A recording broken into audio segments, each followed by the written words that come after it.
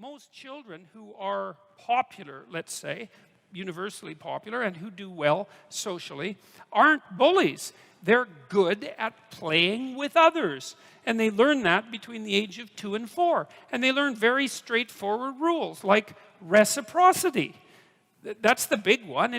There's a couple. Reciprocity is one. Trust is another, to abide by your word. But those are the same thing. Reciprocity and trust are very similar. It's like, well, you know, we'll take turns. You play my game now, and I'll play your game tomorrow. You know, and you guys have had friends that were real friends, and you know perfectly well that if you have a good friend, you don't have to keep track exactly of what you do for each other. You don't write it down on a piece of paper and, you know, put a check mark beside it unless you're a little bit on the paranoid side, and that's only the beginnings of your problems. And what you do is, you know, you kind of keep track of who does what for who, and you kind of keep the balance equal. And you do that because, well, that's what you do if you're awake and conscious and a decent person. And if you have a relationship, if you're in a marriage, it's the same thing. You know, it's like you don't obsessively keep track of who owes what, when, and why. That's a sign of a degenerating relationship. What you do is, well, you do what you can for your partner, and they do what they can for you, and you're both aware of that, and you assume goodwill, and with any luck, that iterates across time, and it's a sustainable game. It's not bloody power.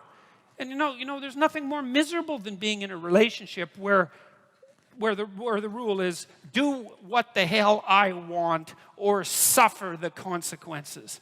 You know, and what kind of relationship are you going to get out of that? Even if the person is cowed enough to do what you want them to do when you're there and enforcing it, they're not going to put their whole heart into it. That's bloody well for sure. They're going to be, if they have any sense at all, and they do, and if they have any spirit at all, and they do, they're going to be undermining what you're forcing them to do all the time. There's an old Soviet joke. They pretend to pay us, and we pretend to work.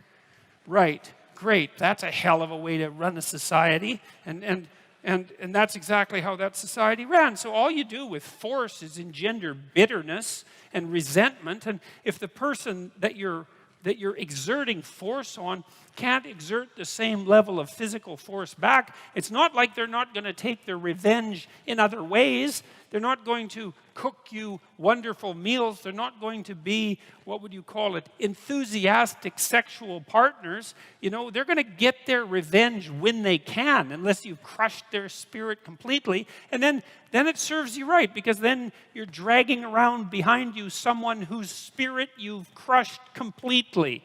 And that's a hell of a way to live.